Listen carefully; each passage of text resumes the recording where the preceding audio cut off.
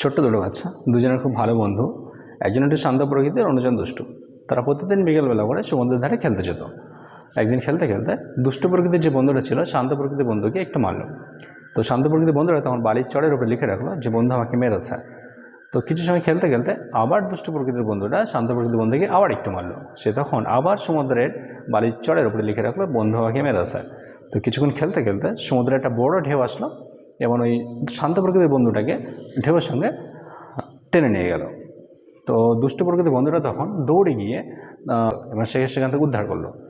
বন্ধু থেকে এসে শান্ত প্রকৃতির বন্ধুটা সমুদ্রের ধারে যে বড় পাথরগুলো থাকে সেই পাথরের টুকরার উপরে লিখে রাখলো যে বন্ধু আমার জীবন বাঁচিয়েছে। তখন দুষ্ট প্রকৃতির বন্ধুটা তার শান্ত প্রকৃতির বন্ধুকে জিজ্ঞেস করছে, আমি যখন তোমাকে মেরেছিলাম তুমি বালির চরের উপরে লিখেছিলে, এখন কিন্তু তুমি পাথরের টুকরোর উপরে লিখলে, কিন্তু কেন?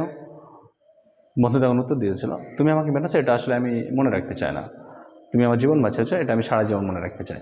বন্ধুরা, এই গল্প থেকে আমরা এই লেসন পাই, আমাদের পারিপার্শ্বিক পরিবেশ থেকেও এবং আমাদের পরিবার এবং আমার আত্মীয় স্বজন বা আমাদের কাছের মানুষ থেকেও মাঝে মাঝে খারাপ কিছু ব্যবহার পাই। তো সেগুলো আমাদের মনে না রাখলে জীবনটা অনেক সুন্দর হবে, বরং তাদের সঙ্গে কাটানো ভালো মুহূর্তগুলো যদি মনে রাখি জীবনটা আরও পদ্যময় হয়ে উঠবে। Thank you.